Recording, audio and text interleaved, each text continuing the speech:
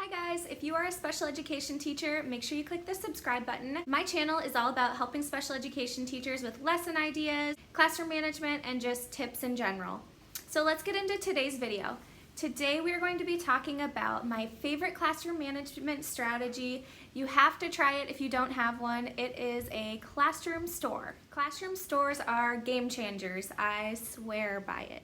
If you have any behavioral concerns in your classroom at all, classroom stores are definitely the way to go because you can reinforce those positive behaviors that you want to see all day long. I hand out like 300 classroom dollars every single day. I'm not even kidding because it works.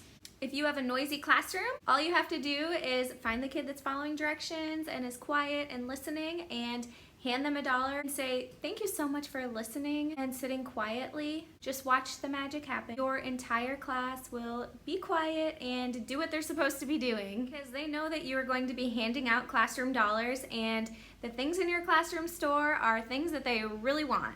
But I know what you're thinking, classroom stores do cost money, but guess what? I know how you can keep it super cheap. I get everything from Dollar Tree and I buy a ton of those packs that have like 10 things in them for $1, 5 cars for $1, things like that, because then I'm saving a lot of money. But I will tell you, I'm super cheap and I don't like to spend money. However, it is super worth it to spend a little bit of money so that my class is behaving and I'm not stressing about classroom management. So my classroom store consists of just 5 bins. One bin is worth $5, the other bin is worth $10, $15, $20, $25. You get what I'm saying. So the other great thing with a classroom store is I taught a lot of special education math. So students are counting out those dollars and figuring out how much more they need to get the prize that they want. It's a really great way to reiterate those life skills of teaching money while also incorporating it throughout your classroom in your classroom store.